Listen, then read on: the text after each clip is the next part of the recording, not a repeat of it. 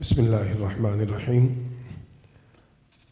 آج کا یہ تعزیتی ریفرنس اصالِ ثواب کے لیے اور اپنے پیارے بھائی جناب محمد ضیاء الحق نقشبندی صاحب سے ان کا غم بانٹنے کے لیے اور انہیں صبر کی تلقین اور حوصلہ دینے کے لیے ہم سب یہاں حاضر ہیں۔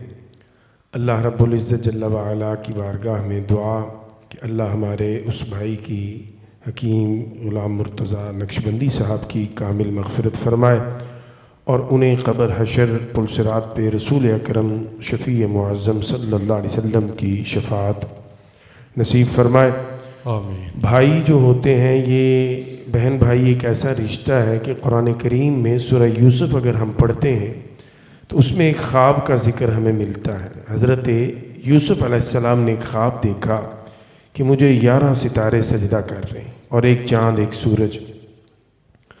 تو جب اس کی تعبیر سورت کے اختتام پہ ملی وہ یہ تھی کہ 11 بھائیوں نے سجدہ کیا، گویا بھائیوں کو اللہ نے ستاروں سے تشبیہ دی ہے۔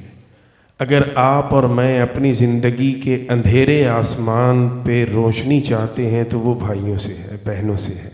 بے شک اپنے بہن بھائی چھوڑ کر زندگی میں ویرانی چھا جائے گی اور آسمان بغیر ستاروں کے اچھا نہیں لگتا، بندہ اپنے بہن بھائیوں کے بغیر اچھا نہیں لگتا۔ تو یہ بہن بھائی اتنے پیارا رشتہ ہے جو اللہ نے دیا ہے۔